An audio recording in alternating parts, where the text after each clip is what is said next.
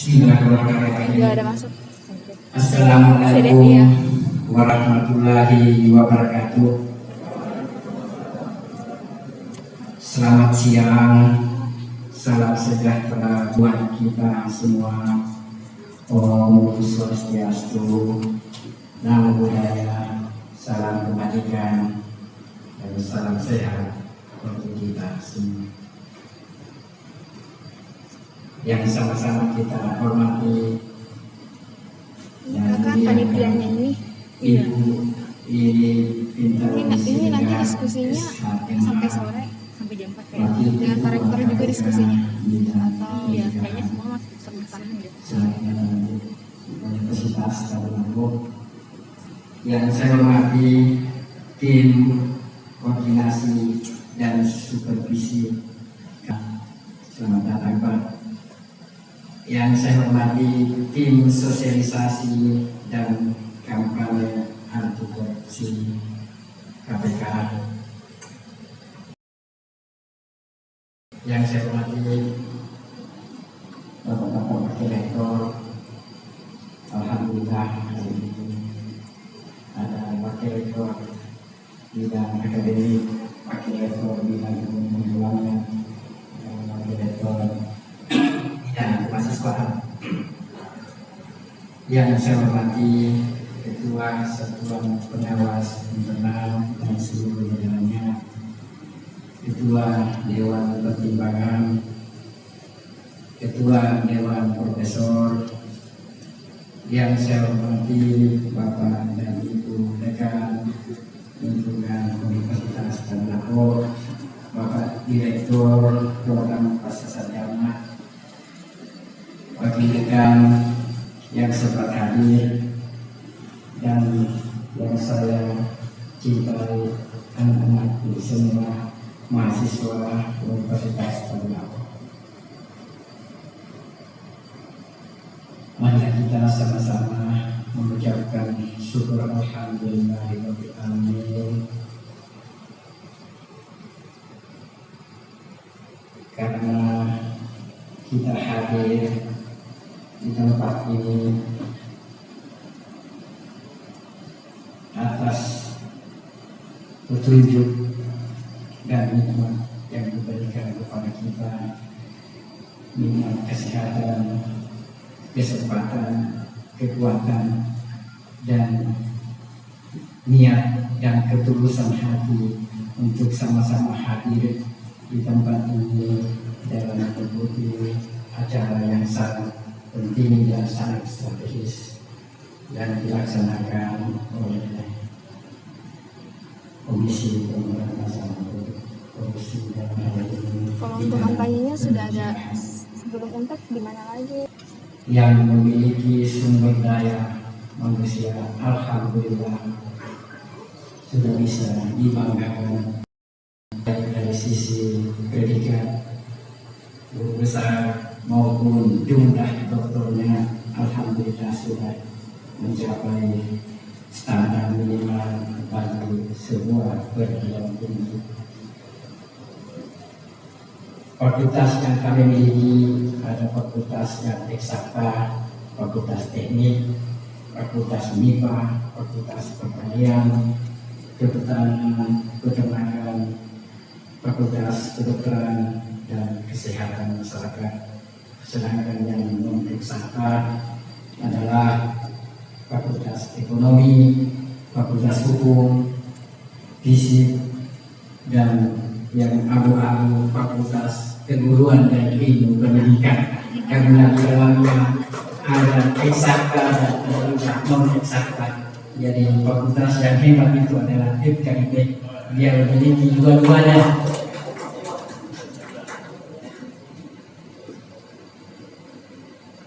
Hari ini menjadi awal yang baik bagi kita, bahwa tentu kehadiran Ibu di sini selaku Wakil Ketua KPK bidang pencegahan datang ke sini untuk melirik Universitas Lampung menjalin kolaborasi yang tentunya harapan bahwa di dalamnya ada semangat bahwa Universitas Lampung dan divisi pencegahan ini berkoordinasi untuk dan dalam rangka meningkatkan kapasitas sumber daya yang ada di daerah.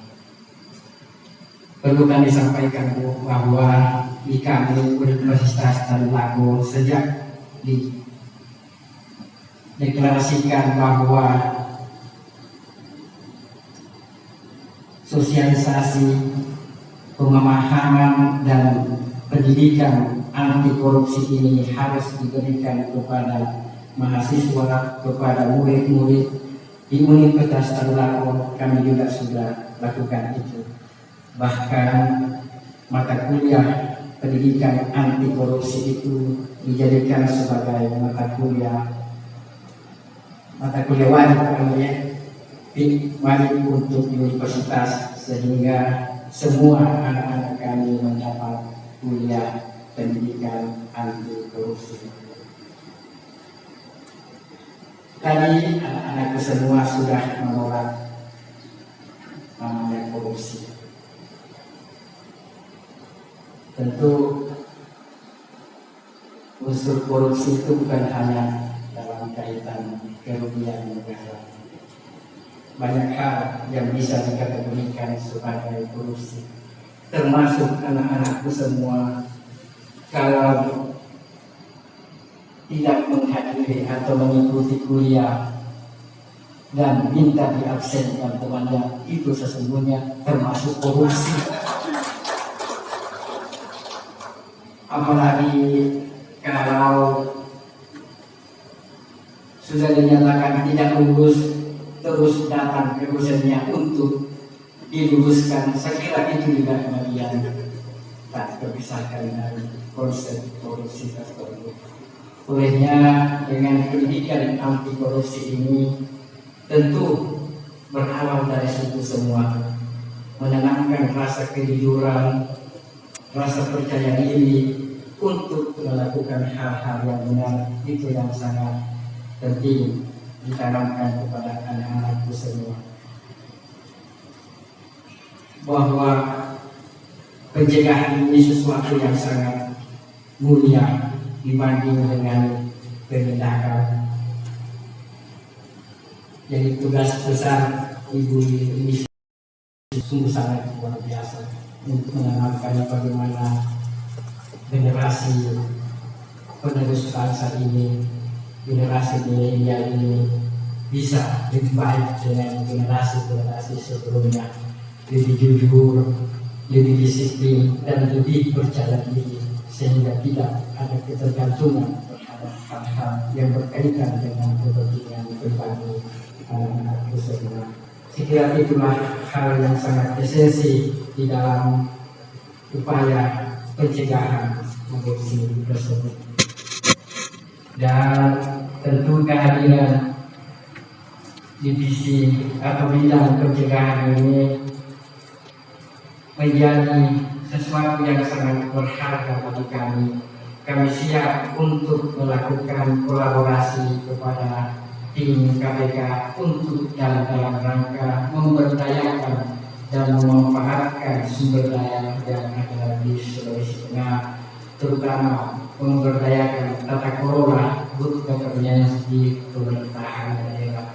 Kami memiliki banyak SDM dan memiliki juga banyak hasil-hasil penelitian yang kiranya bisa kita kolaborasikan untuk dan dalam rangka menjamin kerjasama dan sama-sama untuk melakukan kegiatan di semua sektor di pemerintahan daerah.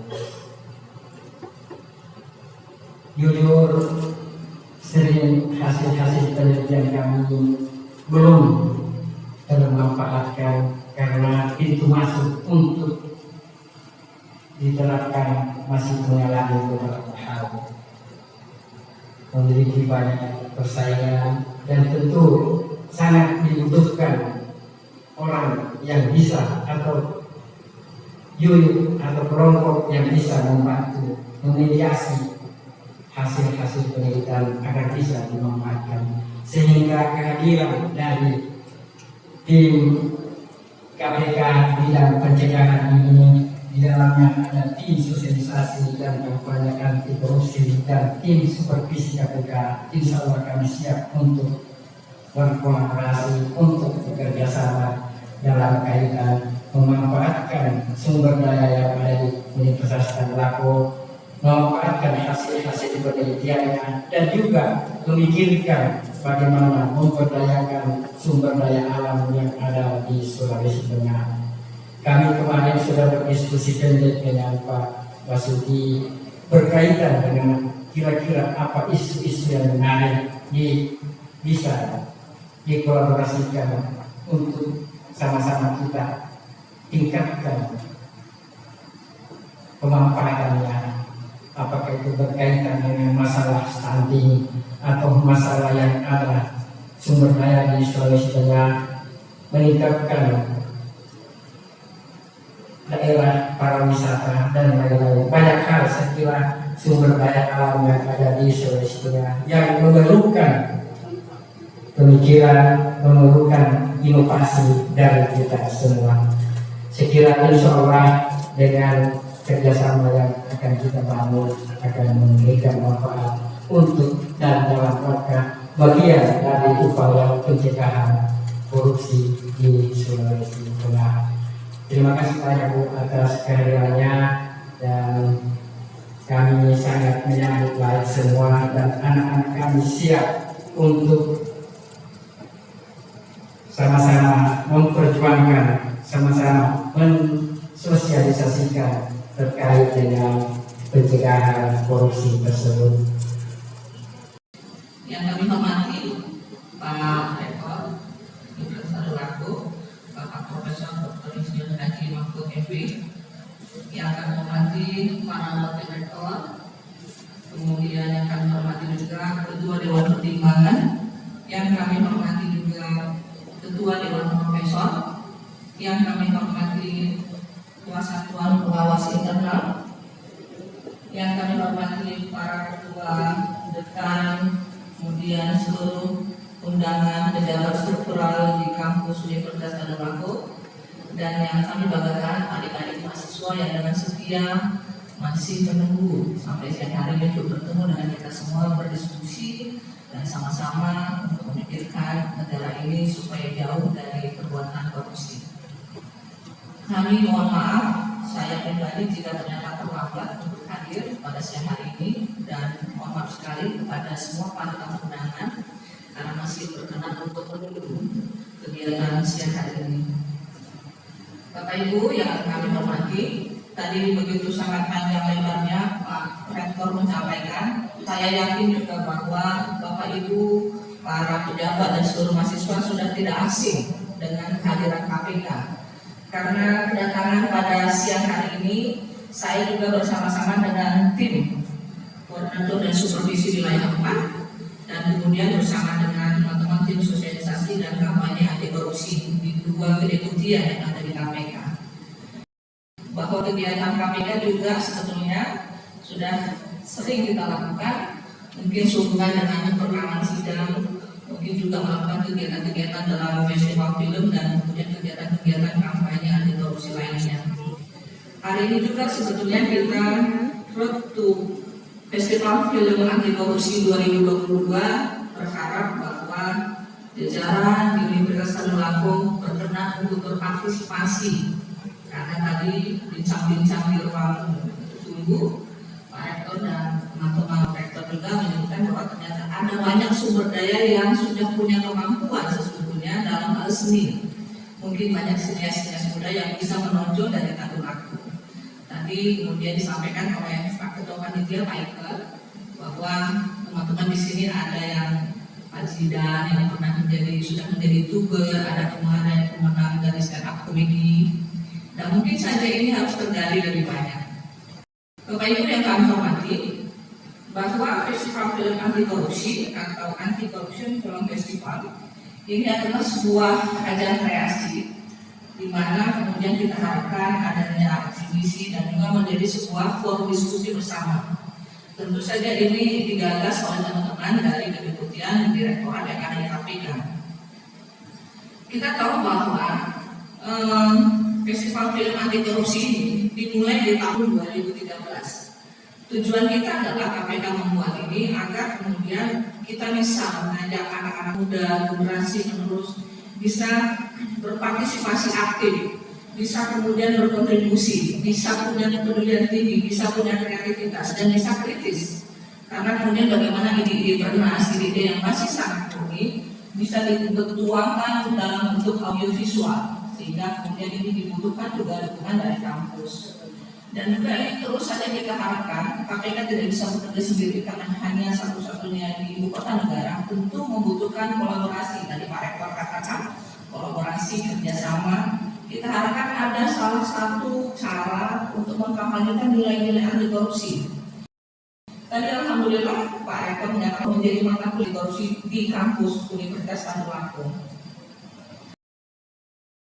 Bahwa kemudian kami dapat sampaikan festival film ini telah berhasil menciptakan sebuah gerakan dan juga sebuah komunitas anti korupsi di kalangan anak muda khususnya, dan juga sudah punya klub-klub sendiri. Dan kemudian kita harapkan ini tidak hanya sekedar menjadi media kampanye, tetapi lebih dari itu bisa menjadi sebuah gerakan sosial anti korupsi dari anak-anak muda melalui film-film.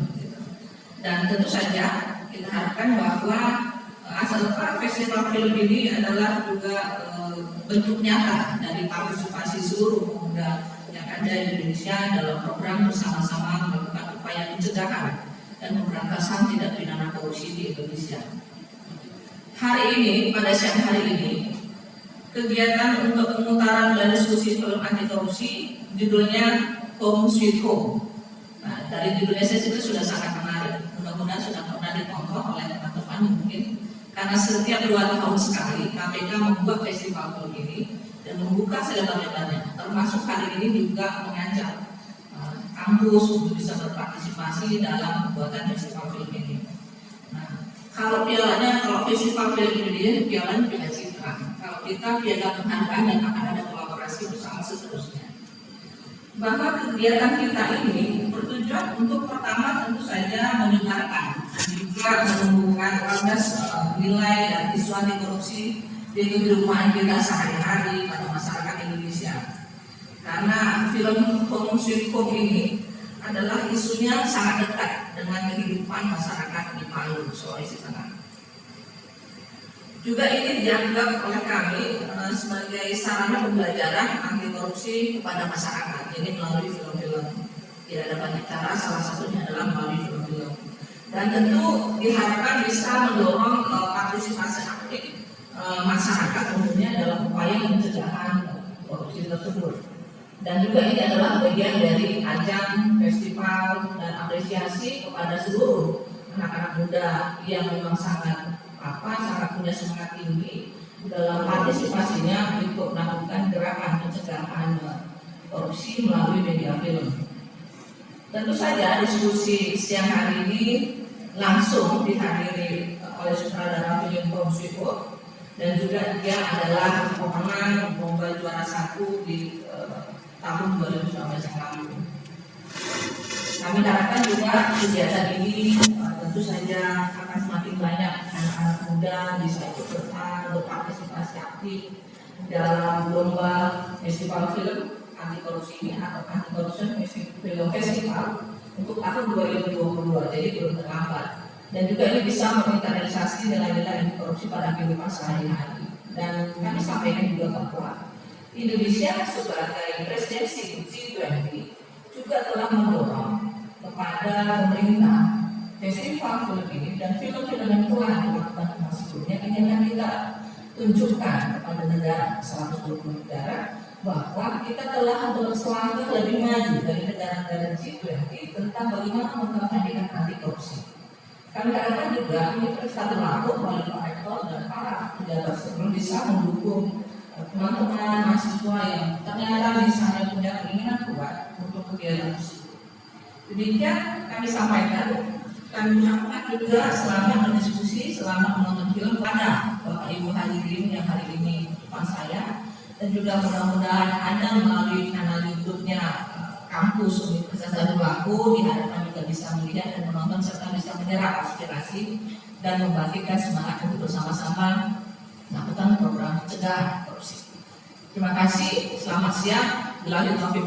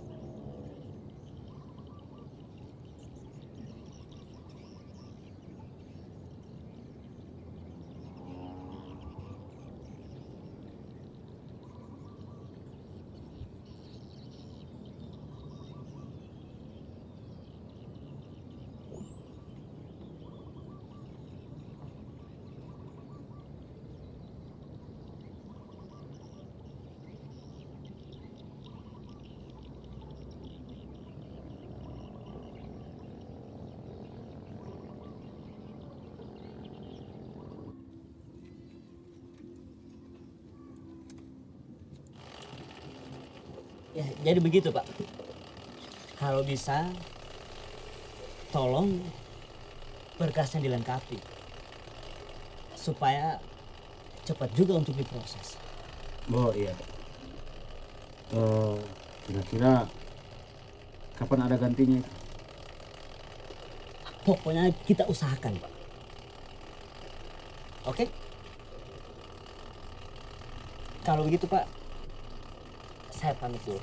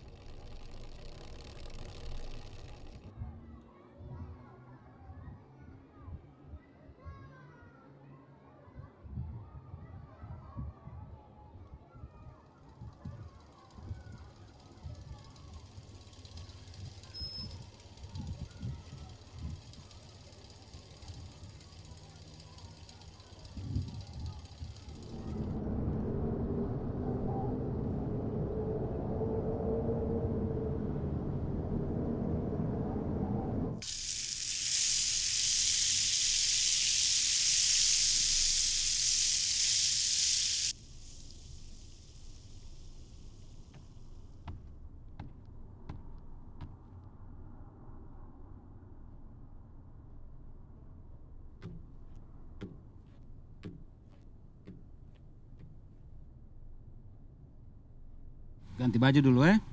Habis itu makan. Gendong. Anakku.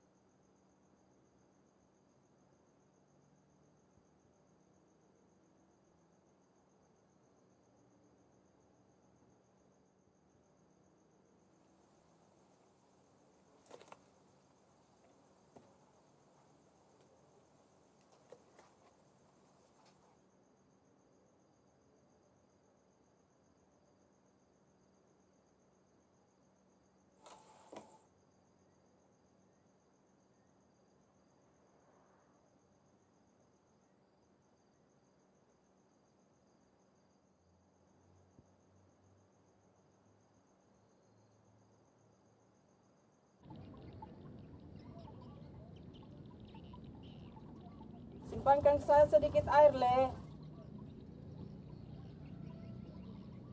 Oi, habis air.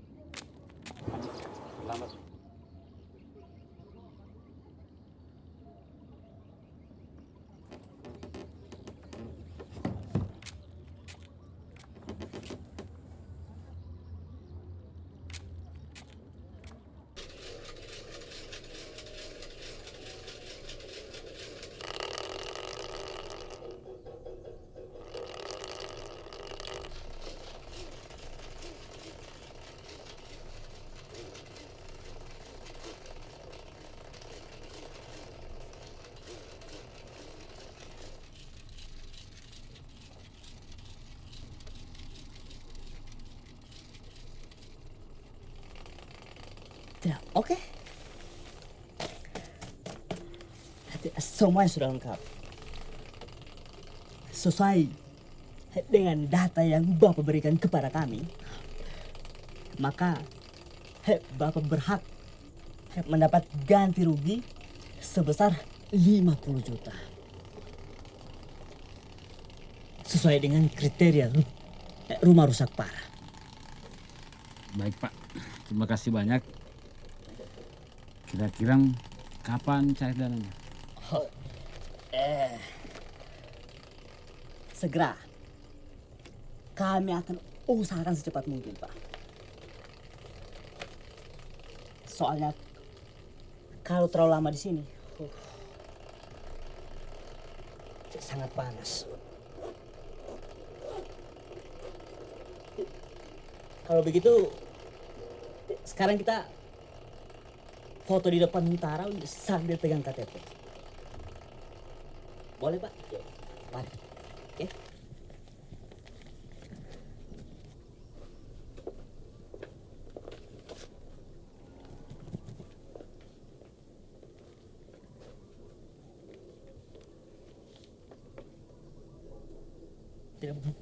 Tidak berdiri situ saja, Pak. Boleh mundur sedikit?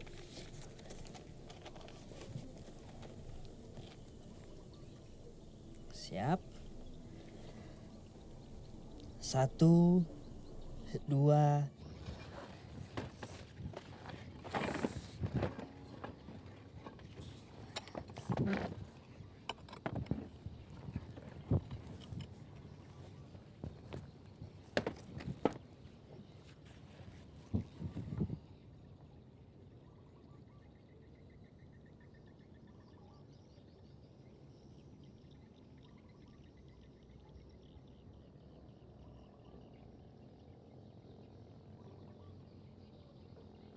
Papa, sini dulu. Papa ini tidak tahu juga apa yang dia cari, padahal semua sudah hilang. Ini bagaimana, Pak? Coba dijelaskan dulu. Katanya kemarin 50 juta cash. Kenapa jadi bahan bangunan? Jadi begini, Pak.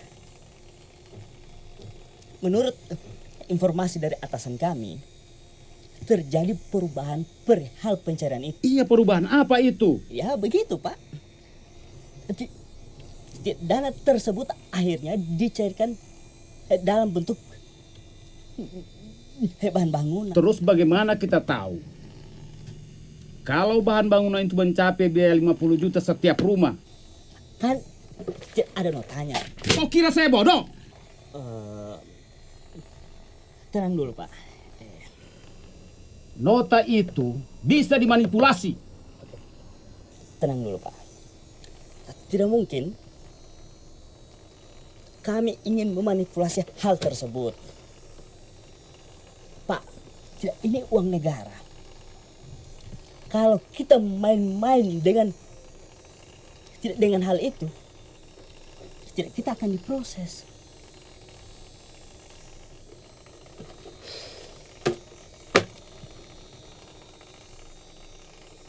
Terus, kalau nanti bahan bangunan itu sudah ada, kita mau bangun di mana?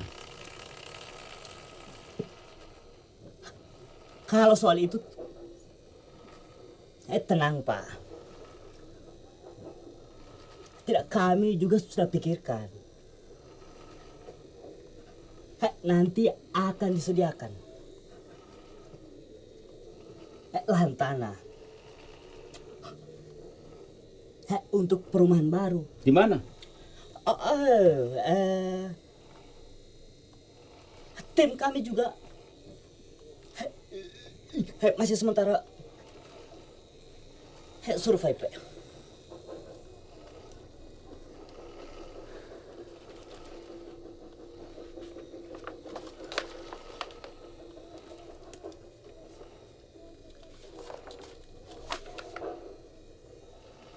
Permisi, Pak.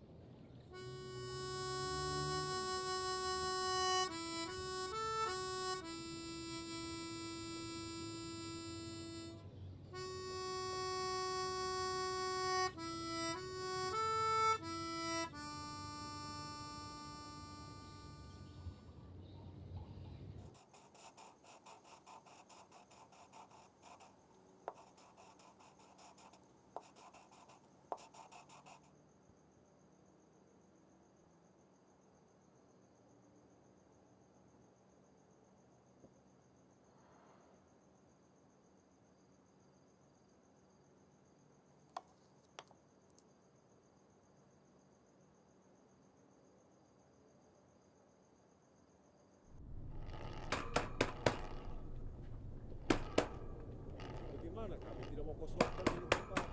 Kasihlah kita kesempatan. Kita sampai saat ini belum membayarkan ke kami. Kami sudah berwakil. Sudah dari beberapa minggu yang lalu ada surat edaran untuk segera mengosongkan. Iya Pak. Seandainya pemerintah juga cepat bayar, ya. Kan kami sudah sampaikan di depan Pak. Kasihlah kita waktu sekali lagi Pak. Jadi tidak ada lagi toleransi, tidak ada lagi. Tempat ini akan kami segel dan kami minta dalam 3 hari ke depan itu semuanya dikosongkan. Kami memohon Pak agar supaya kami bisa lagi ditambahkan waktunya. Kasihanlah Waktu kami sudah Pak. tidak ada, tambahan sudah tidak ada. Kasihan keluarga kami Pak. Kami sudah beri waktu, jadi tidak ada lagi. Pak.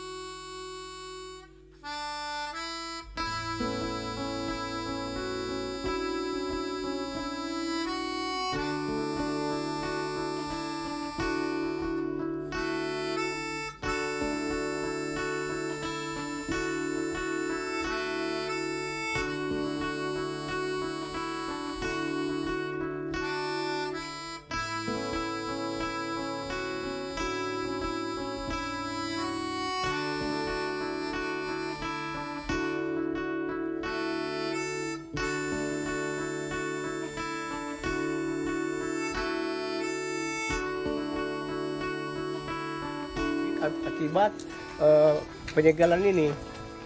Oleh karena itu kami berharap supaya pemerintah secepatnya menyikapi masalah yang terjadi. Cuma minta maaf dia bilang Bu maaf karena ini ntar belum lunas, jadi kami mau segel. Jadi kita kasihan merasa, jadi saya kasih keluar barang.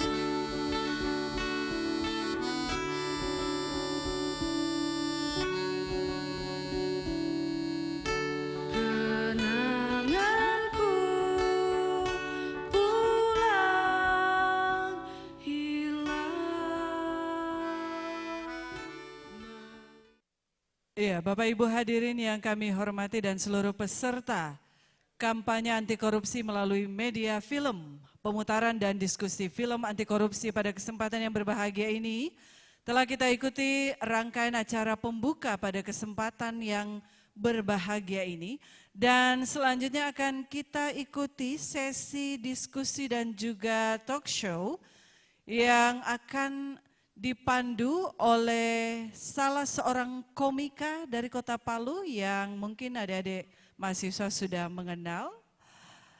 Kita langsung saja mengundang moderator kita pada kesempatan yang sangat langka ini, Saudara Lukmanul Hakim, selaku moderator pada sesi diskusi. Kami silakan.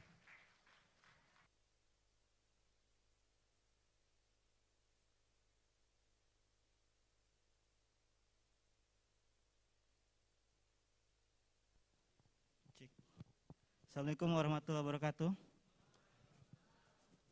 Boleh minta tepuk tangannya semua itu dong. Jangan tegang-tegang ya. Jadi perkenalkan, nama saya Lukmanul Hakim. Biasa dipanggil Hakim. Saya kalau makan itu nggak mau disuapin. Takut ditangkap KPK karena kasus suap hakim. Ya, jadi kita langsung saja nanti ke sesi diskusi juga. Di sini juga nanti kita langsung kehadiran sutradara dari Home Sweet Home walaupun ini filmnya 2019, tapi saya rasa kalian masih relate juga. Karena mungkin beberapa dari kalian ini ada yang terdampak juga, entah dari keluarga kalian sendiri, dari saudara, teman.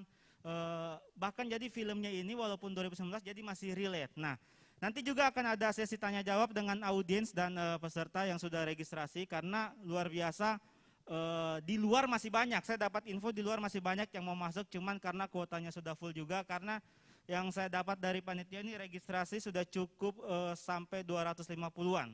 Nah, jadi beruntunglah kalian yang masih di dalam. Nanti kita akan banyak sharing dengan sutradara kita. Dan kita langsung undang saja. Ini ada Mas Yulianto Sabto Prasetyo, spesialis sosialisasi dan kampanye anti korupsi dari KPK. Boleh tepuk tangan buat Mas Sabto. Kami juga mengundang ini sutradara pemenang dari film festival anti korupsi 2019 kepada Muhammad Ifdal. Boleh minta tepuk tangannya dulu dong.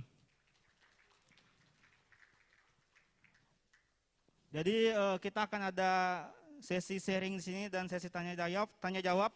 Buat kalian juga nanti akan dapat merchandise pastinya dari KPK.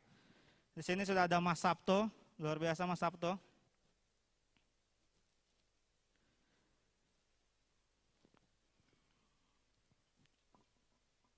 Apa kabar Mas Sabto? Baik, terima kasih. Dari kapan Mas sampai di Palu kemarin ya? Hari Minggu. Hari Minggu? Iya. Udah makan apa aja di Palu Mas? Wah, itu dia tuh. Mungkin nanti minta tolong dipandu. Oke, nanti coba makan ini Mas, hammerhead, hammer angry yellowtail Mas. Oh, yellowtail.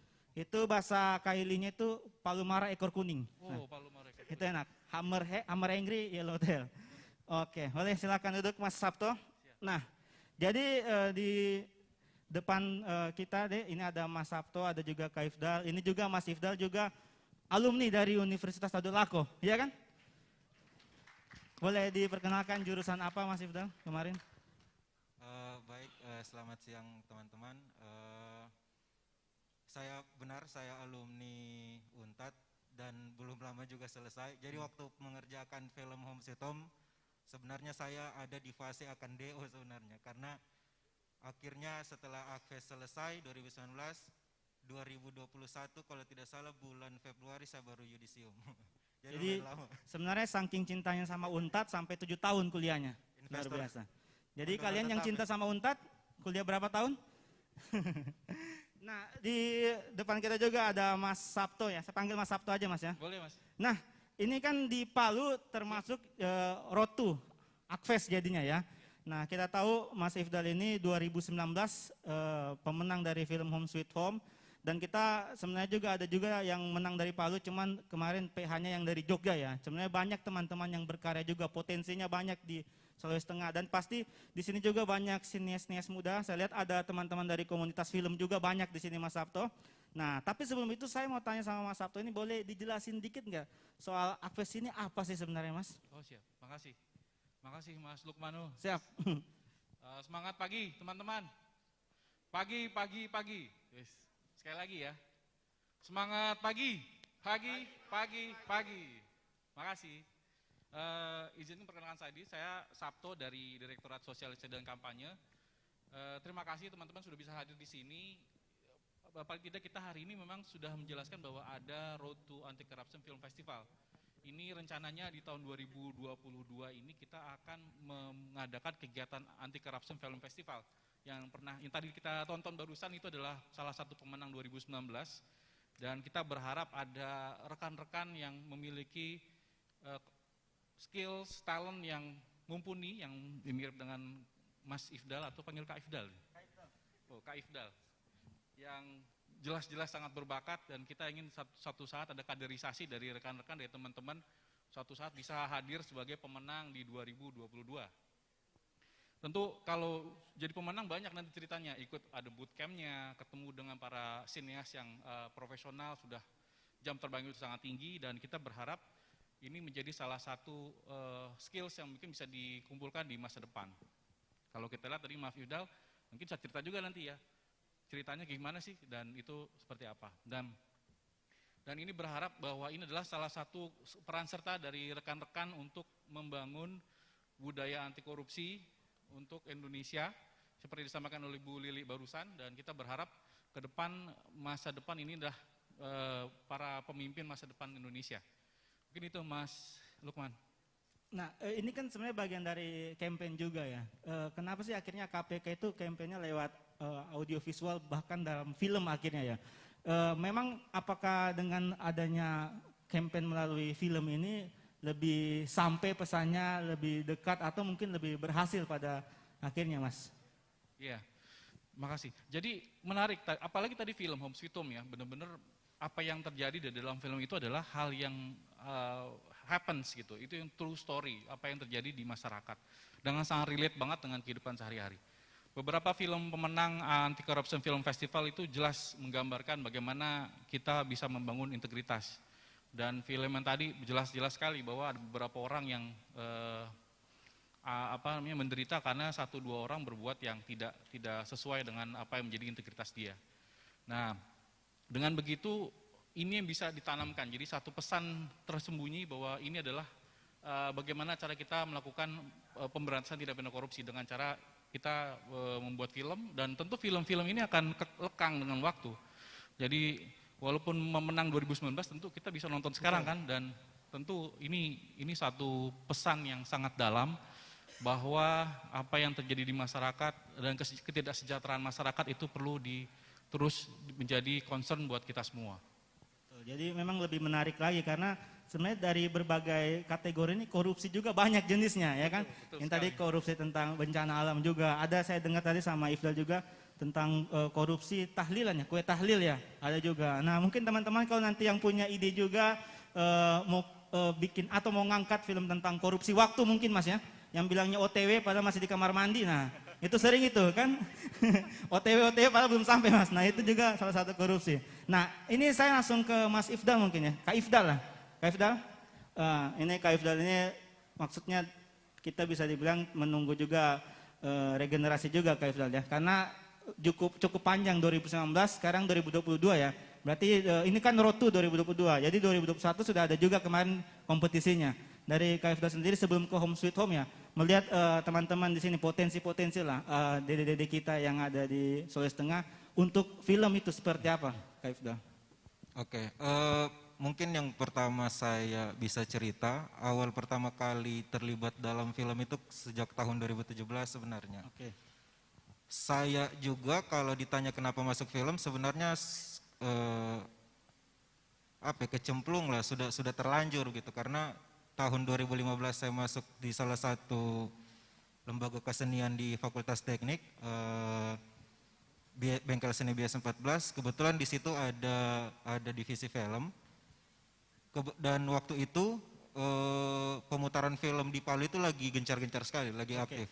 Ada teman-teman dari Nadia Production, teman-teman dari Paku Payung gitu. Nah, tapi beberapa kali ikut pemutaran di sesi pemutaran itu, saya tidak tahu kenapa kayak sepertinya bukan film seperti ini yang saya mau buat gitu. Tapi pertanyaannya kembali, film seperti apa? Nah, saya tidak tahu itu.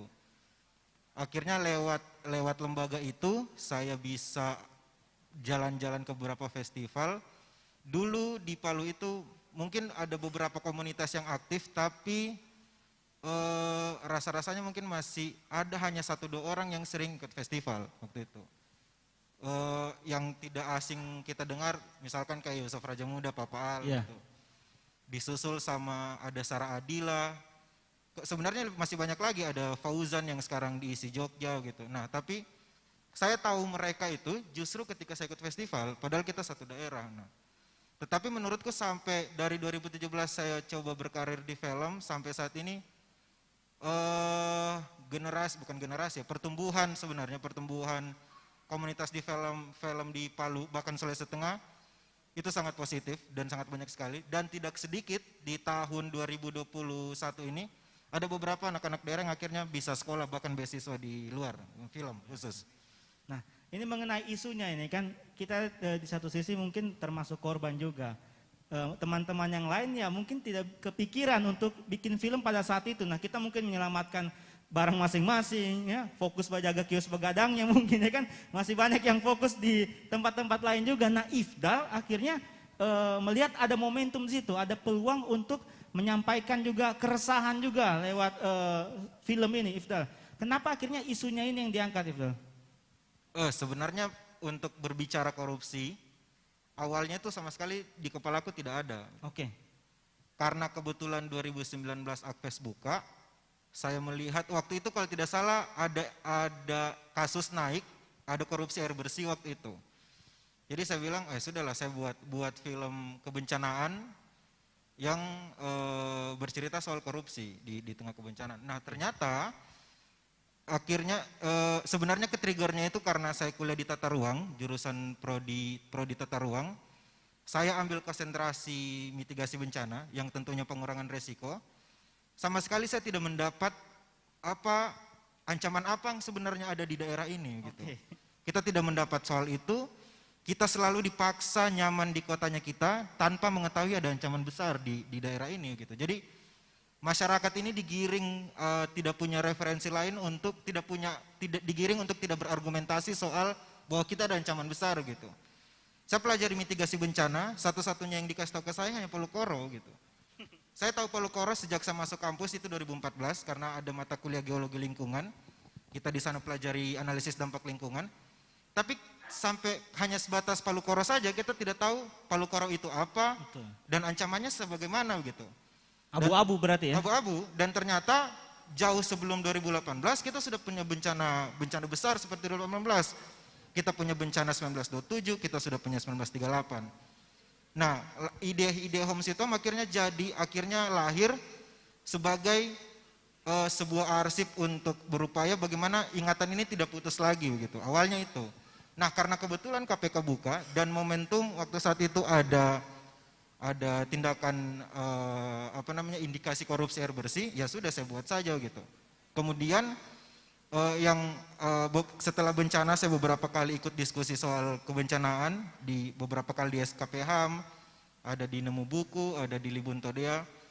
Saya baru tahu ternyata negara ini menginvestasikan uangnya untuk kebencanaan itu lebih banyak di pasca bencana bukan di prabencana. Oke. BNPB itu data 2018 hanya punya kurang lebih 760 miliar untuk pengurangan risiko bencana. Kalau dipersenkan dari total APBN itu hanya 0,5%. Bagaimana kita bisa mensosialisasikan pengurangan risiko bencana kalau anggarannya tidak cukup gitu. Jadi sebenarnya dari sistem itu kita sudah diajak untuk dibawa untuk tidak mau sadar dengan daerahnya kita. Padahal kita tahu Indonesia itu serbanyak bencana gitu.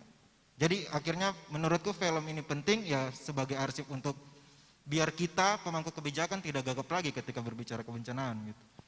Akhirnya setelah kejadian bencana kita baru sadar akan hal itu ya. Nah ini kan proses filmnya cukup panjang juga ya kan. Mungkin boleh diceritakan juga berapa banyak kru yang terlibat, talent juga ini Ifdal. Karena kita tahu belum tentu semua orang juga mau pada saat itu untuk main film. Karena kan seperti saya bilang masih fokus untuk huntara, untuk huntapnya juga seperti apa tempat tinggalnya. Boro-boro kita mau main film ya kan. Nah Ifdal sendiri akhirnya bagaimana soal perizinan juga nih Ifdal. Nah itu yang biasa agak sulit nih. Sebenarnya kalau soal perizinan itu tidak ada kesulitan, di kami tidak ada kesulitan. Nah tetapi yang jadi tantangan kami waktu saat itu si Tahid, yang pemeran utamanya si Bapak, karena dia punya pengalaman traumatik soal itu dan kita syuting juga di 2019 yang notabene belum cukup 1 tahun kebencanaan. Masih hangat. Dan kita syuting di lokasi yang dekat dengan laut gitu, di Kampung Lere, Huntara Kampung Lere. Jadi berupaya meyakinkan si Tahid ini yang bahwa ini film penting. Jadi karena juga dia adalah seorang senior teater, pelaku teater di Kota Palu dan cukup senior. Ya dia juga punya kesadaran yang sama gitu sebagai pelaku seni, dia anggap ini penting, melalui seni kita mungkin bisa merawat itu gitu. Ya akhirnya dia mau gitu untuk terlibat. Kalau soal kru, saya kemarin kurang lebih sekitaran 20-an ya. Sekitaran 20-an kru sih. Itu 20-an sudah termasuk dengan pemain sebenarnya. Jadi kalau hanya total kru sekitaran 18-15-an lah. Rata-rata semua terdampak bencana semua ya? Ya rata-rata semuanya penyintas. Akhirnya walaupun itu yang sebenarnya yang lebih berat lagi bukan pengalaman serunya aja. Jadi karena kita lebih bagaimana caranya menghilangkan trauma itu, Ifdal ya, pada saat syutingnya. Itu yang agak-agak bertabrakan dengan mungkin akhirnya kita punya psikis juga yang ini ya, bentrok. Nah, kalau Ifdal sendiri melihat proses syuting pada saat itu, Ifdal ya. Tadi kan Ifdal bilang juga melibatkan banyak kru dan juga talent. Nah, kalau Ifdal sendiri kan kalau kita lihat syuting-syuting pada umumnya, hal seru apa yang dialami? Nah, kalau Ifdal sendiri, adakah juga hal serunya atau mungkin ada hal yang membuat kita juga akhirnya lebih bersyukur, ada hal-hal intim lah pada saat itu, Ifdal? Apa yang membuat Ifdal akhirnya syuting atau film Home Sweet Home ini beda dengan film-film saya sebelumnya gitu? Oke, mungkin pengalaman dulu ya. Kalau sejauh ini sebenarnya kalau syutingnya having fun saja. Tapi tanpa kita sadari ternyata dia bisa menjadi semacam medium psikis gitu. Jadi tanpa kita sadari ternyata selama kita proses syuting itu justru perlahan-lahan menyembuhkan kita dan kita ada di daerah patahan yang cukup besar dan cukup aktif di Indonesia. Ya tapi tidak melulu kita harus sedih gitu karena memang bukan itu tujuannya gitu. Yang justru itu kita kaget setelah kan kita syuting 3 hari. Hari keempat itu pas prepare untuk kembalikan semua alat. Yang bikin kaget ternyata di lokasi syutingnya kita itu ada didapat korban. Dulu waktu itu BPBD kalau tidak salah sama Damkar itu masih melakukan pencarian ternyata. Ada laporan sih setelah hari Jumat itu ada laporan dari warga kalau masih ada mayat yang tertimbun di situ dan itu persis lokasi syuting yang kita lakukan. Itu ini sekali sih. Sampai percaya tidak percaya ada beberapa kendala misalkan kayak alat yang kita kirim ke Jakarta itu rusak. Kayak gitu. Itu yang ini sih yang kalau pengalaman paling membekas di saya dan teman-teman yang ikut produksi film syuting yang paling membekas itu. Oke. Ini juga luar biasa sebenarnya kayak Kak Ifdal ini kan termasuk panjang proses untuk ikut kompetisi Akves ini ya. Karena harus mengirim proposal dulu dan ada 600 proposal lebih yang masuk dan yang diterima cuma 10 ya. Itu belum syuting film teman-teman. Jadi masih teman-teman dan kru dari Mas Ifdal ini akhirnya ngirim dulu ide dan gagasan ya kan, proposal. Nah akhirnya pada saat itu setelah diterima proses panjang akhirnya baru syuting. Nah itu boleh dijelasin proses panjangnya itu Mas Ifdal? Itu metode yang dilakukan sama Akves di 2019. Jadi waktu 2019 itu mereka hanya menerima, sebelumnya mereka hanya menerima proposal, ide proposal. Jadi 2019 kalau tidak salah waktu saya ikut ada sekitar 636 proposal se-Indonesia itu masuk mendaftar untuk berkompetisi secara ide dulu, bukan film, berkompetisi secara ide. Dari KPK dari 636 itu akan diseleksi sampai 50 proposal.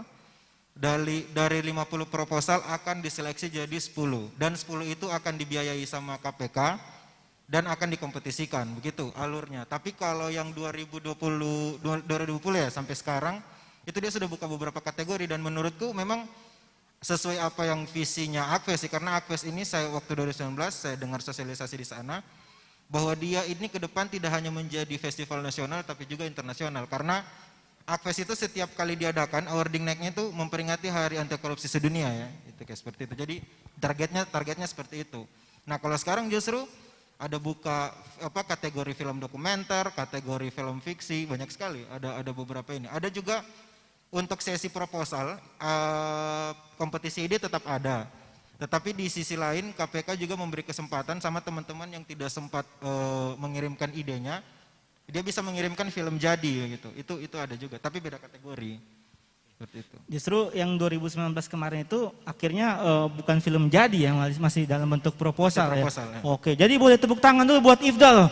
Luar biasa dari 600 proposal yang diterima 10 kemudian akhirnya menang gitu ya Home Sweet Home. Nah, betul Mas Sabto ya? Iya. Karena memang istilahnya kan itu banyak banget ya Indonesia malah kita mikirnya kan. Dan 2021 kemarin tidak cuma film pendek tapi ada vlog, animasi. Mungkin teman-teman yang suka bermain dengan sosial media, TikTok atau Instagram bisa saja kan pasti sering dengan mengedit video atau apa. tahun 2002 pasti kemungkinan kita akan mendorong untuk membuat kompetisi yang semacam itu. Jadi ini sangat diverse sekali dan bisa digunakan untuk teman-teman yang pengen mengungkapin ekspresinya dalam film itu. Betul. kita dorong ke sana. Jadi sekarang lebih luas lagi ya kategorinya ya. Jadi teman-teman di sini yang akrab dengan aplikasi VN ya, TikTok yang sekarang boleh lebih ini lagi karena ide itu dari mana aja, lewat apa saja bisa. Yang penting bisa menyampaikan misinya. Oke, Ifdal, bagaimana sekarang berpengaruh dalam karirmu setelah menang di Akfest 2019? Nah, itu kan termasuk proses yang panjang. Saya tahu juga mungkin apakah akhirnya nyaman dengan yang kemarin atau men-challenge diri sendiri mau bikin film baru lagi nih, Ifdal? Kalau bikin film pastilah itu tanggung jawab. Oke. Itu sudah harus dilakukan. Kalau berbicara pengaruh dengan apa yang saya dapatkan sekarang, berpengaruh sekali karena Akfest ini adalah salah satu festival di Indonesia yang punya exposure sangat besar. Kenapa saya bilang seperti itu? Karena ketika idenya kita diterima dalam 10 besar itu, kita akan bertemu dengan beberapa filmmaker profesional, akan diskusi dengan mereka one by one, akan mendapatkan mentor khusus. Kebetulan kemarin saya dapat Pak Jojo Prananto sama Mbak Kamila Andini, itu dapat itu, dan ya mereka juga mempromosikan film-film yang mereka development gitu. Nah, exposure-nya sangat besar sekali.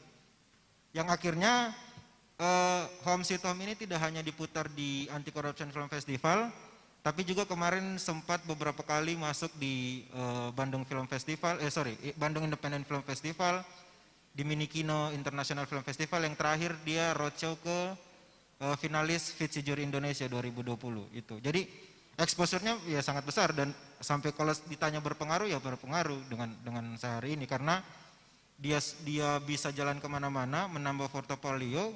Kemudian itu bisa menjadi saya punya track record untuk misalkan mau pitching atau mau presentasi ke calon pendonor misalkan, kayak seperti itu.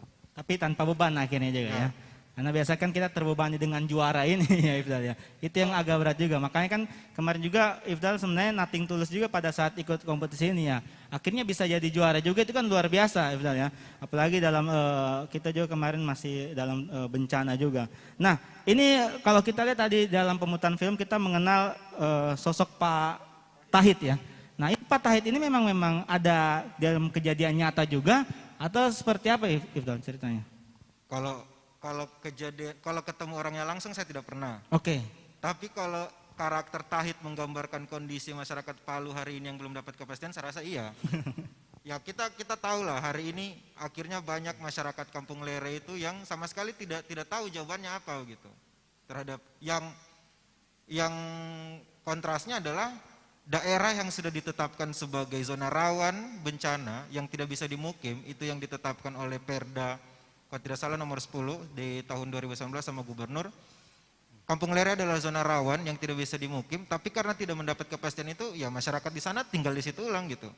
Itu menurutku ya seperti karakternya Tahit itu di kisah nyata mungkin beberapa kelompok masyarakat, dan pastinya mungkin hanya bukan di Kampung Lere gitu.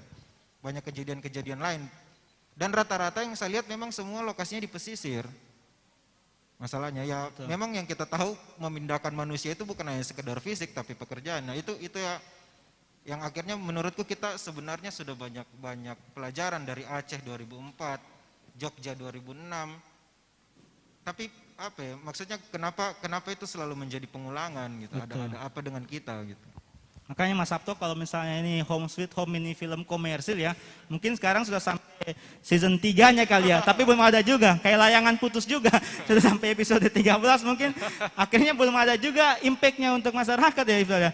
Sayangnya memang ini film memang festival yang 2019 terjadi, tapi mungkin ini film pendek yang agak panjang juga ya dampaknya sampai sekarang untuk di wilayah Kota Palu. Akhirnya kita masih merasakan juga, masih relate juga Ifdal ya.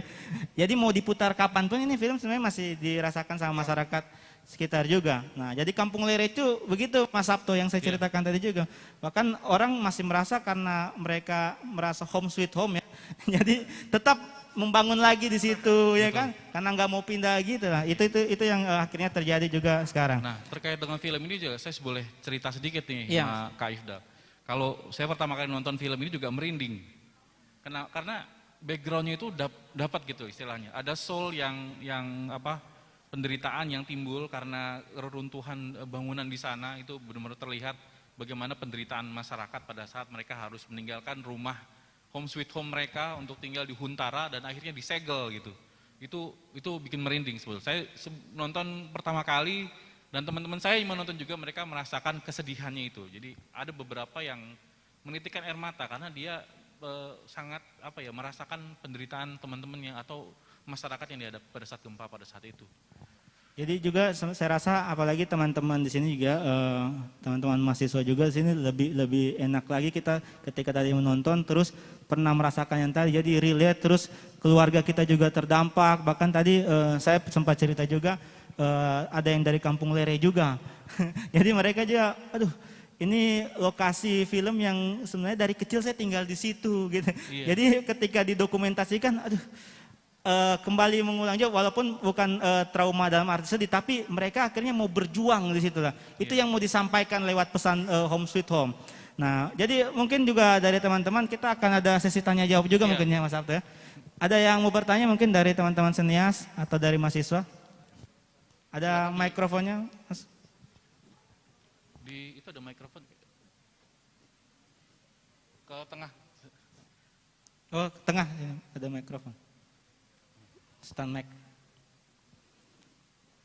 Kalau mahasiswa sebutkan namanya, dari fakultas apa? Atau dari komunitas mana? Belum nyala kayaknya ya. Boleh dibantu mungkin? Ada mic-nya nggak ada ya? Oh, di pakai mic.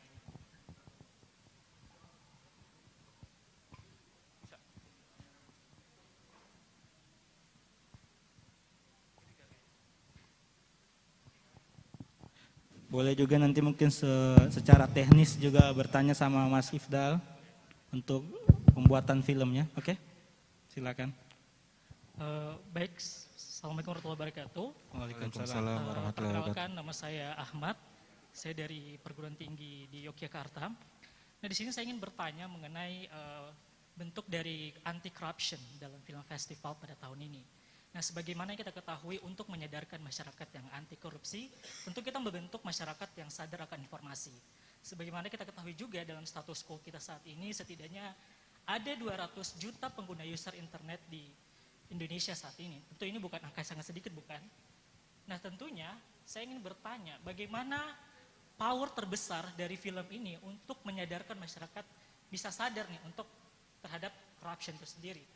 Kedua, apa tolak ukur terbesar dari film untuk menyadarkan masyarakat untuk sadar informasi, terkhusus untuk sadar anti corruption.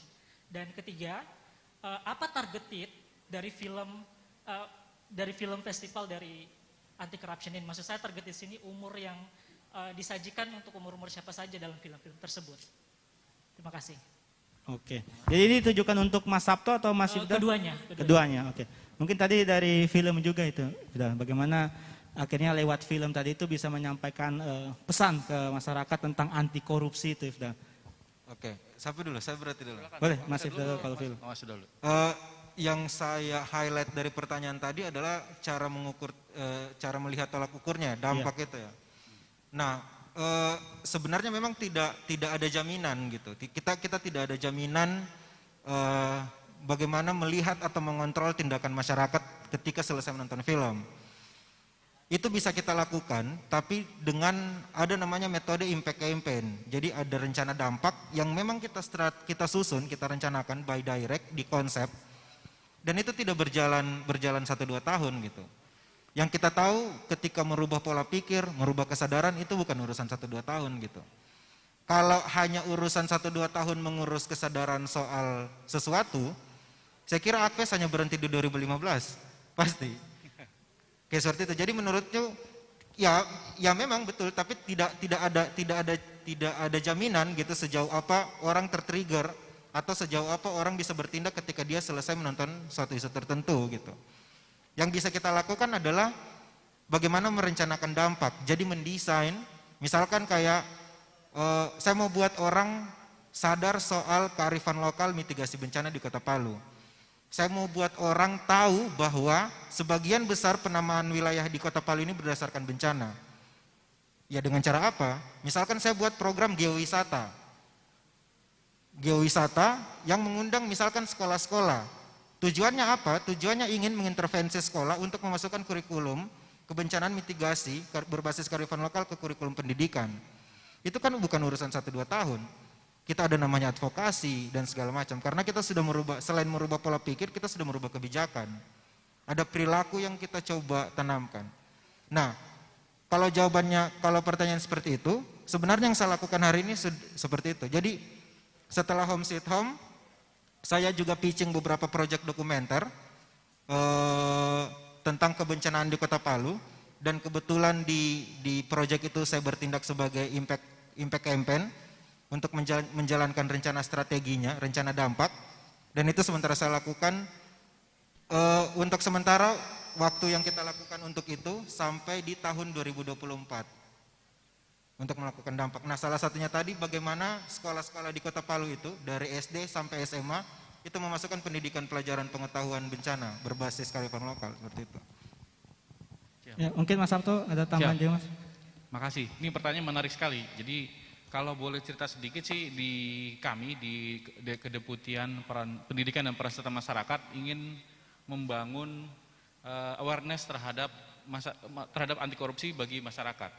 Nah, kalau kita lihat di data sensus BPS tahun 2020, sebetulnya Indonesia ini paling banyak adalah generasi milenial dan generasi Z. Mereka yang sangat paham bagaimana media digital itu sebagai salah satu backbone dari kehidupan sehari-hari mereka. Nah, salah satu media, kita banyak cara metode kampanye ini, dari pemahaman bagi penyelenggara negara, masyarakat melalui kita bangun jujur berani hebat, slogan-slogan yang bisa digunakan dan mengingatkan bahwa korupsi itu ada di setiap lini masyarakat, dari semua sosial masyarakat yang terjadi saat ini. Kalau ngomongin korupsi pada saat kita lahir sampai kita meninggal dunia, di dunia ini dihadapi dengan dilema yang haruskah saya membayar uang lebih? Pada saat kita membuat akte kelahiran, saya harus bayar lebih kah atau tidak? Itu jadi kritis buat kita semua. Pada saat menikah, haruskah saya membayar lebih buat penghulu? Itu yang jadi pengingat. Pada saat bencana juga kita harus melihat bahwa kondisi ternyata banyak orang yang menggunakan kewenangannya, jabatannya, sehingga dia berbuat curang atau ada penyimpangan. Nah, di sini kita ingin masyarakat, terutama generasi milenial, generasi Z yang saat ini jadi mahasiswa, siswa, dan remaja saat ini yang menjadi pemimpin masa depan, untuk mengingat kembali seperti film-film ini. Jadi suatu saat mereka sudah menjabat, kita berharap mereka ingat dengan film-film yang sudah dibuat. Karena saya juga sendiri pesan yang di dalam ini saya dapat banget gitu istilahnya, sangat relate banget dengan kehidupan sehari-hari. KPK nggak bisa sendiri, dan kita berharap memang dengan banyaknya pesan yang disampaikan melalui berbagai macam sisi masyarakat dari paham. Apalagi kita sebagai populasi terbanyak, generasi milenial dan generasi Z ini adalah bisa mengingatkan generasi yang lebih tua. Ya, kalau milenial lawannya generasi kolonial, diingetin lagi gitu. Pak, Bu, jangan lupa, jangan korupsi dan lain-lain. Kita berharap ke sana. Jadi suatu saat 2045 Indonesia yang generasi emas ini menjadi negara yang bisa dipadankan dengan negara maju di saat ini. Itu sih harapannya. Oke, Mas Ahmad. Gimana? Jadi luar biasa ya, maksudnya bagaimana, kenapa lewat film? Mungkin karena tadi faktor terbesar kita populasi milenial sekarang ya. Jadi sedini mungkin dididik anti korupsi lewat soft campaign ini dulu ya. Karena kan anak-anak kita tahu tidak suka yang namanya langsung frontal. Jangan korupsi, waduh. Mereka tidak suka mungkin dikasih begitu. Makanya nanti kalau kalian tidak dengar apa kata orang tua, mungkin nanti orang tua kalian bikin film pendek juga. Kasih tahu baik-baik bagaimana caranya biar dengar. Nah, setelah Mas Ahmad ada lagi yang mau bertanya mungkin? Boleh? Kak Yaumil Masri boleh, silakan maju boleh. Nanti lanjut lagi Mas ya.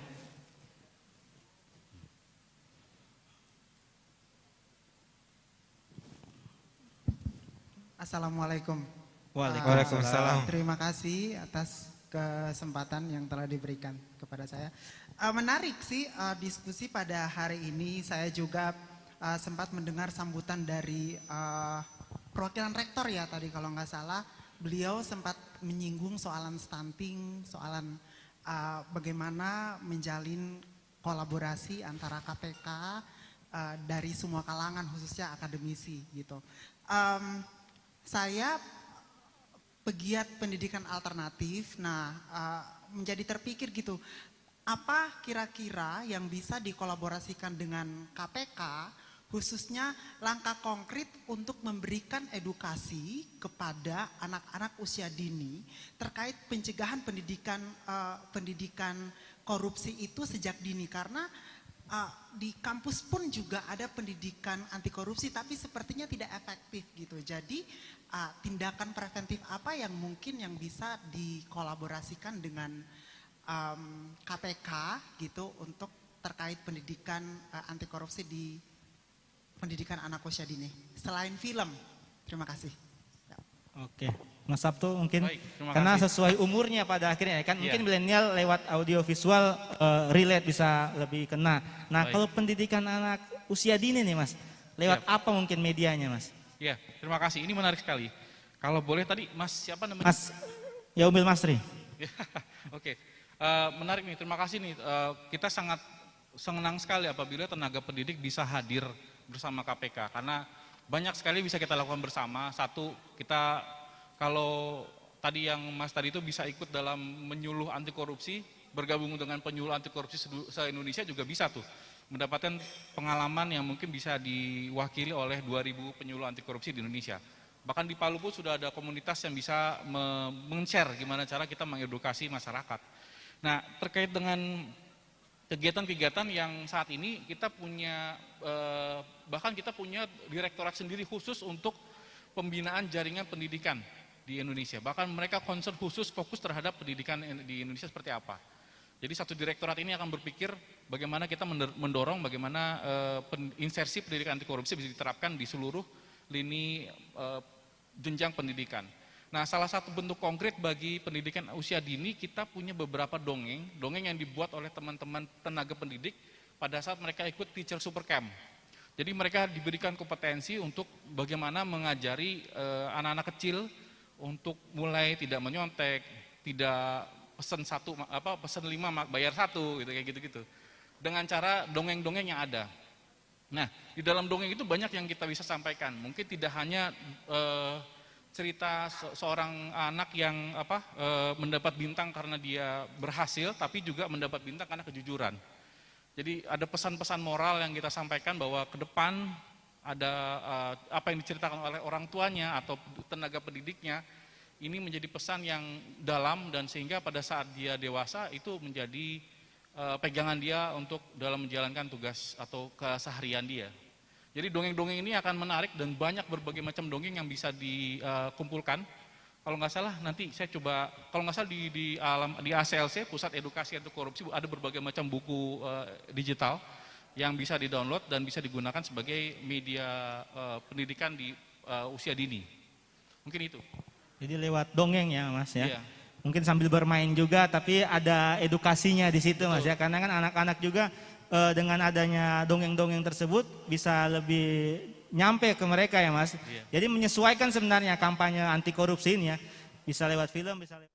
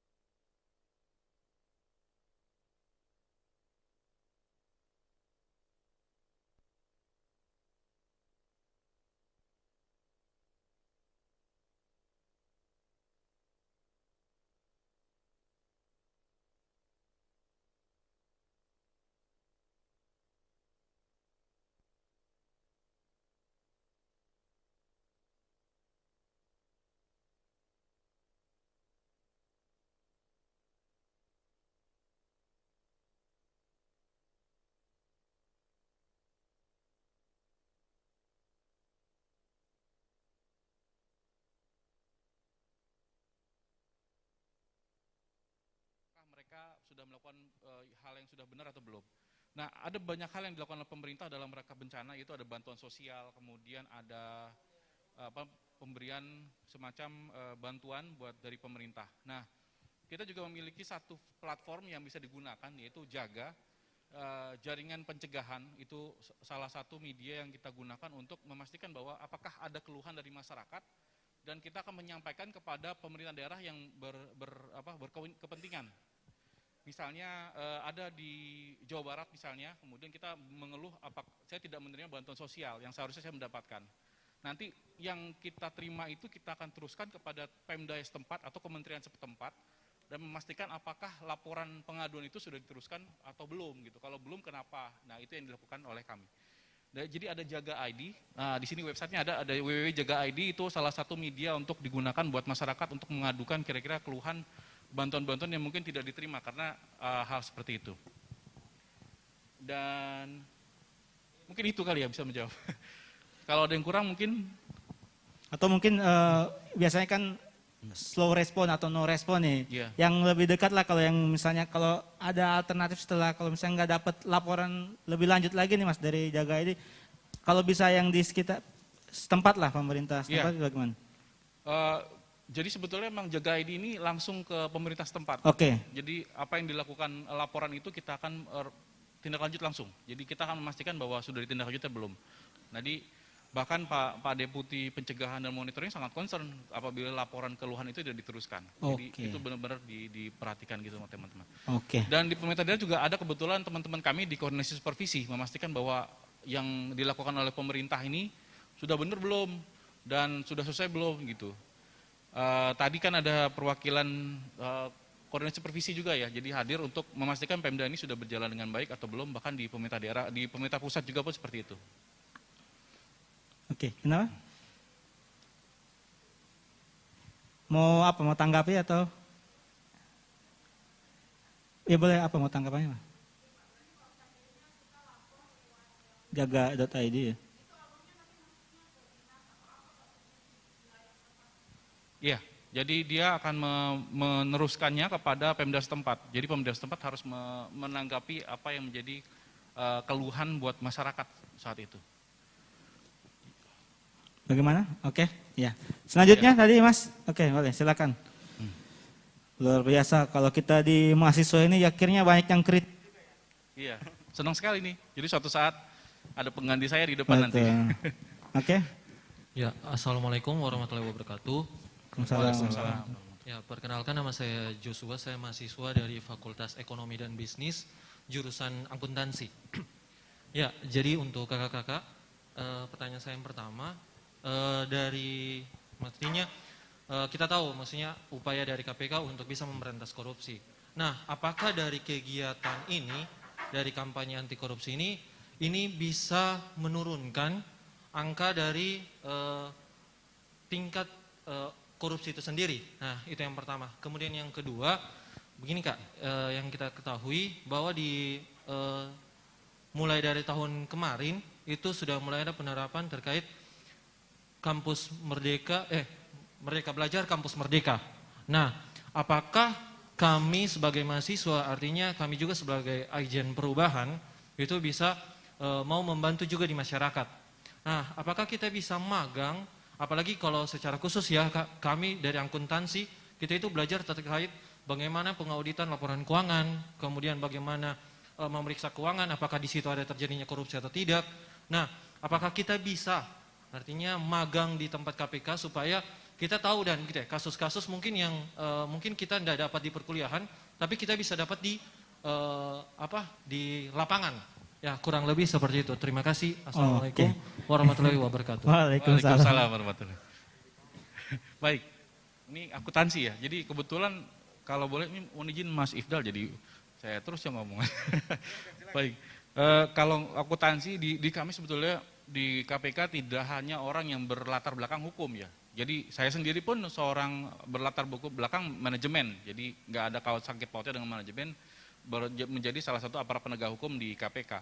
Jadi istilahnya pengen berbakti aja buat Indonesia, apa yang saya bisa perbuat dan ini saya lakukan. istilah gini, kalau kita mau coba melakukan perubahan, melakukan memberantas korupsi, nggak harus dari KPK juga.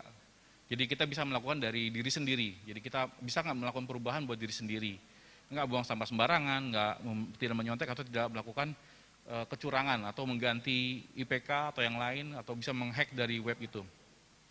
Sebetulnya kalau kita lihat korupsi nggak cuma harus jadi pegawai KPK, kita juga sebagai mahasiswa pun berdiri bisa melakukan pengungkapan adanya penyimpangan yang ada di sekitar kita.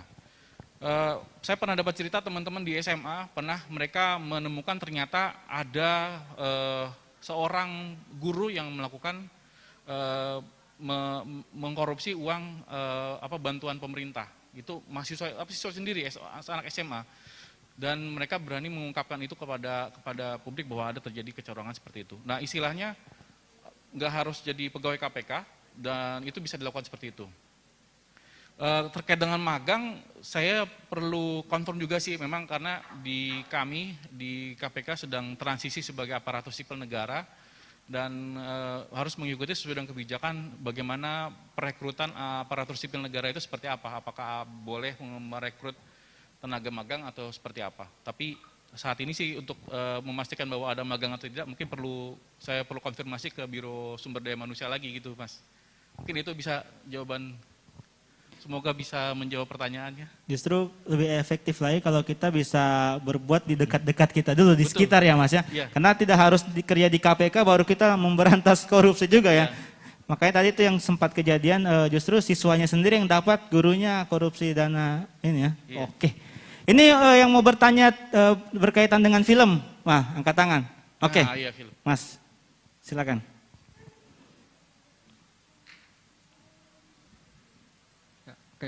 Assalamualaikum warahmatullahi wabarakatuh. Waalaikumsalam. Ya, perkenalkan nama saya Ahmad.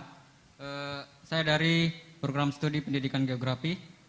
Melihat dari film yang tadi, saya sangat apresiasi terhadap film Home Sweet Home karena itu sangat relate dengan apa yang terjadi dengan kita semua di sini. Kemudian melihat dari yang disampaikan dari Kak Iqbal tadi, kita itu punya background yang sama mengenai kebencanaan, yang mana di dalam perkuliahan kami juga belajar mengenai mitigasi bencana, kemudian geologi dan lain-lain. Yang ingin saya tanyakan di sini, apakah ada proyek kedepannya mengenai film kebencanaan lagi, baik itu di Palu ataupun di daerah-daerah lain. Kemudian what's next? Maksudnya apa setelah film ini yang akan dihasilkan? Apakah ada rencana lain selain film ini yang mana kalau kita cuma melihat untuk menumbuhkan kesadaran, untuk berada di sini saja kita butuh sadar dulu akan korupsi itu supaya kita bisa hadir di tempat ini.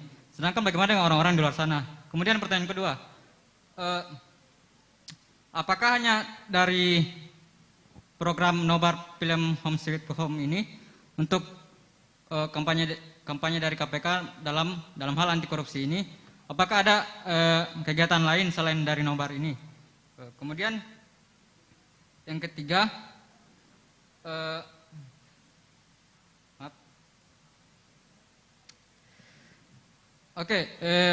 kalau yang dari yang saya tahu ya, dalam bencana itu kan yang tadi dari Kak Iqbal jelaskan, di Indonesia itu kan kebanyakan cuman lihat dari pasca sebelum bencananya, yang mana kalau kita melihat negara luar seperti Jepang, kemudian Belanda, contoh Belanda, mereka kan berhasil mengatasi yang namanya banjir. Sedangkan kalau kita melihat dari geografis, dari topografi wilayah Jakarta dengan Belanda itu hampir sama, tapi kenapa Belanda ini berhasil mengatasi masalah banjir, kemudian Jepang yang tidak fokus dalam hal pasca bencana, tapi mereka memikirkan solusi bagaimana caranya membuat bangunan yang anti gempa.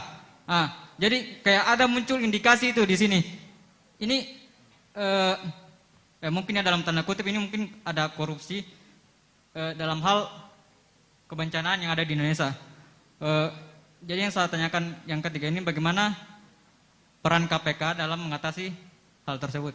Oke, terima kasih. Oke, berarti ke Mas Ifdal dulu nih.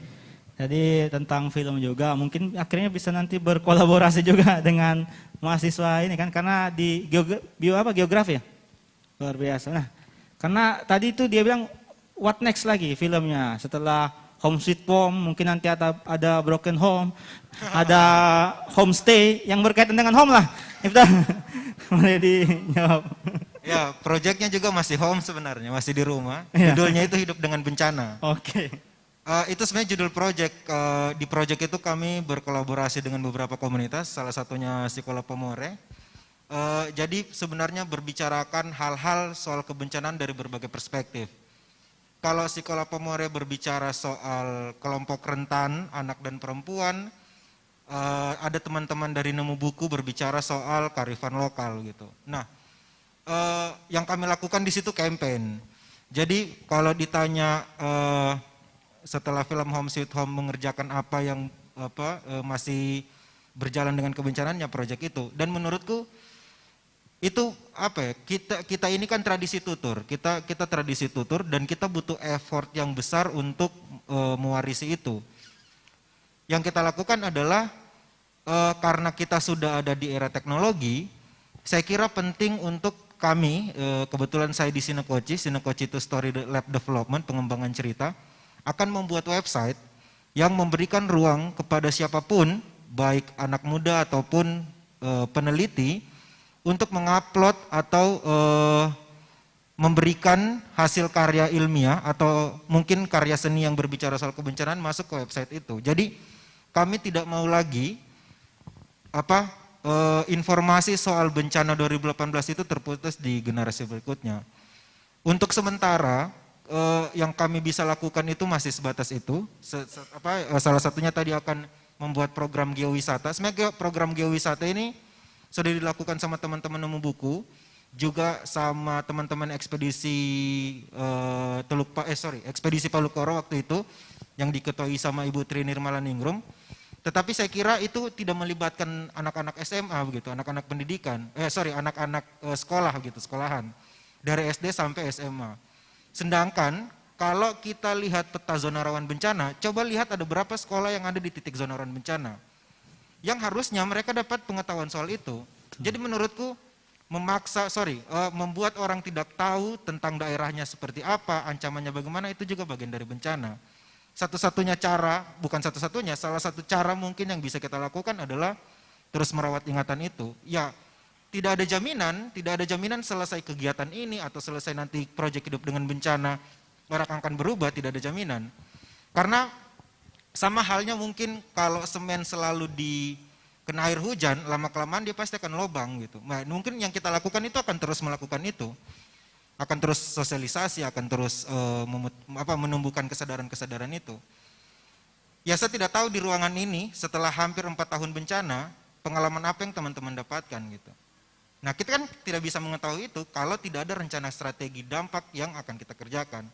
Makanya di proyek Hidup dengan Bencana, saya selaku Impact Campaign, produser Impact Campaign akan melakukan strategi rencana dampak yang akan mengukur sejauh apa tingkat kesadaran masyarakat ketika selesai menonton film. Dan itu punya sesi khusus, dia tidak hanya sesi diskusi.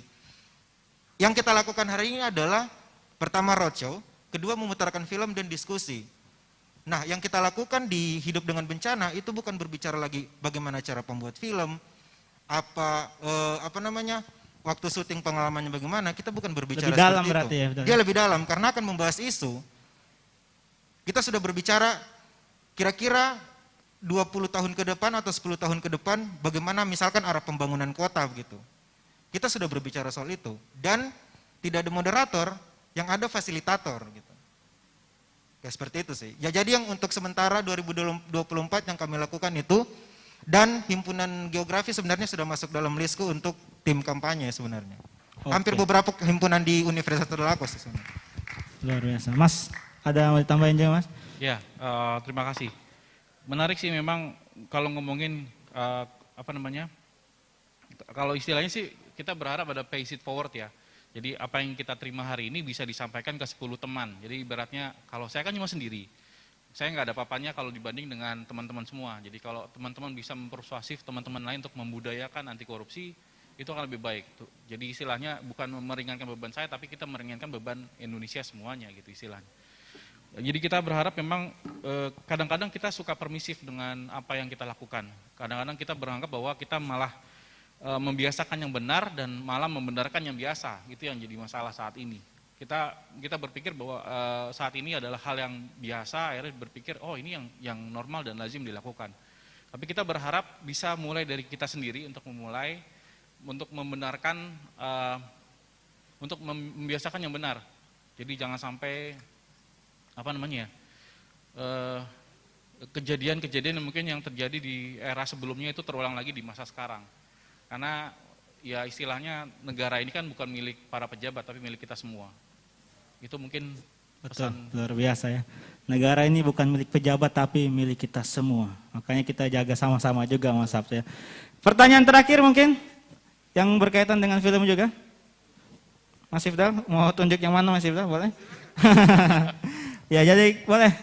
Yang situ ya dari teman-teman. Oke.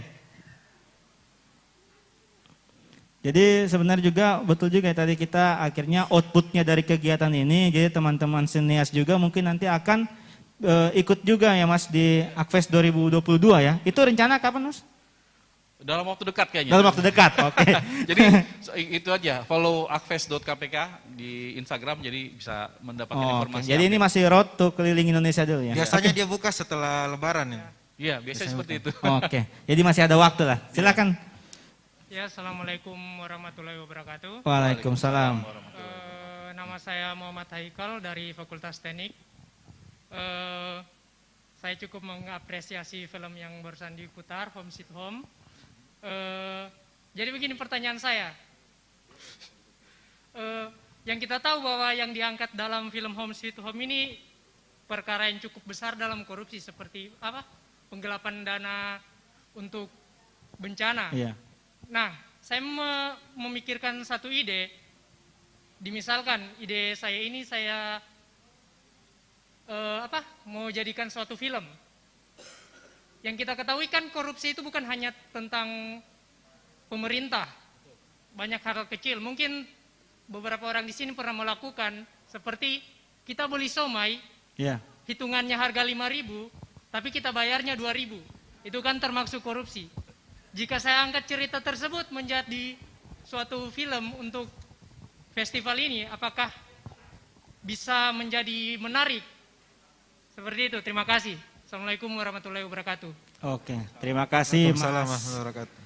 Dari Persatuan Mas Pentol Kota Palu ya, luar biasa. Jadi mungkin idenya itu sudah cukup menarik juga, karena mungkin relate dengan mereka, bukan dengan kita berarti ya. Mas Ifdal, boleh juga nanti Mas Sabto tambahin. Apa ya, kalau berbicara ide sebenarnya semuanya ide menarik. Jadi kalau kita berbicara cerita, kita mau lihat cerita hari ini tidak ada yang original. Kita mau bercerita soal korupsi, itu film-film tahun 80-an semua sudah bercerita korupsi. Betul. Kita mau bercerita emansipasi, ada beberapa film yang sudah menceritakan itu. Bahkan hampir sebagian besar isu di dunia ini. Apa yang akhirnya setiap ide kecil itu masih cukup menarik, ya lagi-lagi cara pengemasan, bagaimana ciri kita bertutur. Karena ketika ide yang sama tentang penjual somai dikasihkan sama orang Palu dan orang Jogja, itu cara memperlakukan cerita itu akan beda. Betul. Maksudku adalah bagaimana kau bercerita hal yang universal tapi dengan pendekatan lokal seperti itu. Karena kalau orang beli somai 3.000, 5.000 bayarnya 2.000, mungkin di Jogja juga seperti itu. Caranya bagaimana? Apa perspektif lain yang kau lihat dari situ? Sebenarnya seperti itu sih. Jadi idenya, kalau ditanya idenya menarik, menarik. Ketika cara pengemasannya mungkin lebih ini. Jadi tidak seperti kayak film orang beli somai 5.000 bayar 2.000 seperti yang lainnya. Betul. Gitu. Jadi bagaimana cara kemasannya sebenarnya? Cara pengemasan. Jadi ya mungkin kalau kita tahu di dalam bungkus kado ada batu dalamnya. Tapi kan kita bungkus kadonya beda-beda Mas ya. Kemasannya beda-beda. Tapi isinya sama. Mungkin seperti itu ininya Ifdal ya. Sebenarnya analoginya seperti ini. Film ini kan produk. Oke. Pengemasan apa? Bagaimana kita punya packaging gitu. Betul. Dia akan menjadi tertarik kalau dia akan menjadi menarik di mata kalau film penonton, kalau produk itu barang itu konsumen. Dia akan menjadi menarik kalau packagingnya menarik. Coba survei, misalkan berapa dari kita kadang membeli satu produk mungkin ada suka dosnya, ada suka dia punya goodie bag atau apa misalkan. Nah jadi film itu karena dia produk, cara pengemasannya juga harus menarik gitu. Meskipun produk di dalamnya ya sama-sama saja gitu. Oke, Mas Sabto mungkin kalau dari Akves juga sebenarnya banyak juga proposal yang masuk, idenya banyak ya mungkin yang sama ya. Tapi kan dari segi packaging juga mungkin kalau dari Akves sendiri bagaimana mencari kategori yang menarik ini? Iya, memang cerita yang di pemenang Anti Corruption Film Festival itu banyak banget, dari masalah HP dinas, kemudian ada bagaimana hubungan suami istri dengan uang warga yang dikumpulkan. Jadi semua tuh cerita idenya pasti akan merelate dengan kehidupan sehari-hari, apalagi ini yang terkait dengan di lingkungan kita sendiri gitu. Jadi kalau misalnya mereka dapat meng-catch pesan yang ingin disampaikan, itu pasti akan interest buat masyarakat itu sangat tinggi sekali. Jadi kalau boleh memang yang sesuai dengan ya tren saat ini seperti apa sih gitu. Jadi itu yang menjadi interest masyarakat, kemudian ada action dan desire untuk melakukan terhadap film yang mungkin yang bakal ditampilin ya. Betul, karena yang mahal itu momentum sama timingnya lah ya Mas. Betul ya. sekali. Itu yang agak langka ya. Iya, Oke. Mungkin kita ada closing statement dari Kak Ifdal. Boleh. Oke, sebenarnya saya sama sekali tidak terpikirkan closing statement sih. Cuman karena kita ini tadi lebih banyak membahas kebencanaan, saya pernah diskusi sama beberapa teman, ya pastinya teman seumuran lah, teman sebaya. Yang menjadi tantangannya kita adalah bagaimana tutur informasi sejarah kebencanaan itu bisa sampai dengan tepat di telinga generasinya kita gitu. Ya jadi mungkin yang ingin saya sampaikan adalah kami tidak bisa bergerak sendiri. Pastinya perubahan itu ada di tangan teman-teman sendiri, kesadaran itu ada di niatnya teman-teman sendiri. Lakukan terus merawat ingatan kebencanaan, karena lagi-lagi kita punya ancaman besar. Kita tidak tahu 20-30 tahun informasi pengetahuan ini masih melekat di kita. Jadi terus merawat ingatan. Sekecil apapun tindakan itu tetap lakukan. Itu saja. Luar biasa. Boleh tepuk tangan dulu dong buat Kak Ifdal. Nanti buat teman-teman juga yang belum kebagian waktunya, bisa di backstage juga nanti sama Ifdal juga, bisa sharing-sharing juga, nomor telepon juga Mas. Kalau mau tanya-tanya lagi. Oke, selanjutnya buat Mas Sabto nih Mas. Baik, makasih.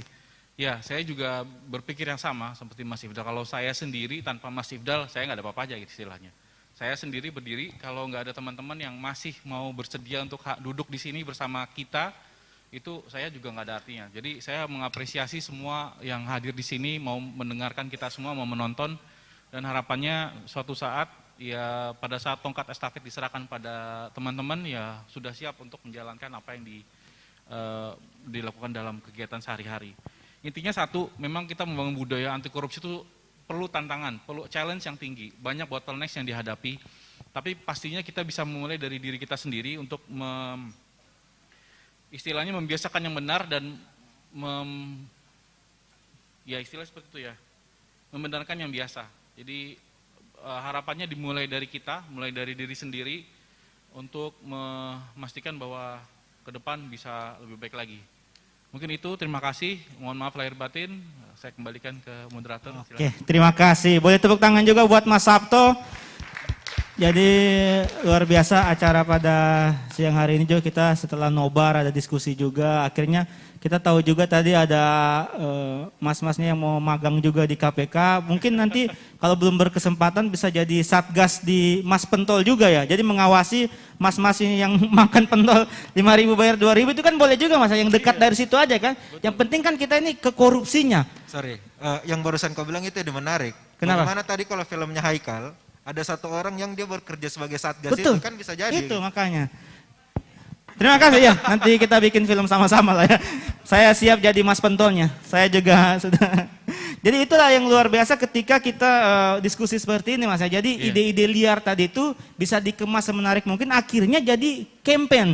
Nah karena kan kita tidak pernah tahu ya yang namanya film Home Sweet Home ketika diputar bukan dengan ruang diskusi yang seperti ini, itu film anti korupsi ya, film kampanye anti korupsi kan kita tidak pernah tahu seperti itu. Akhirnya setelah dijelaskan banyak berbagai macam media untuk bagaimana caranya anti korupsi. Tadi juga dari Kayumil Masri akhirnya bisa dijawab sama Mas Sabto juga, bagaimana kampanye untuk anak-anak usia dini juga lewat dongengnya, itu sebenarnya dari mana saja? Sebenarnya dari diri kita sendiri bisa mengingatkan untuk diri sendiri, untuk orang lain bagaimana caranya kita tidak untuk korupsi, Mas ya. Oke, terima kasih juga saya mewakili teman-teman di sini juga, buat Mas Sabto, buat Kak Ifdal juga sudah diberi ruang untuk diskusi di Universitas Tadulako. Saya juga pamit, kita kembalikan ke MC ya. Terima kasih, wabillahi taufiq wal hidayah. Wassalamualaikum warahmatullahi wabarakatuh. Mungkin sesi foto, Mas ya, sama-sama.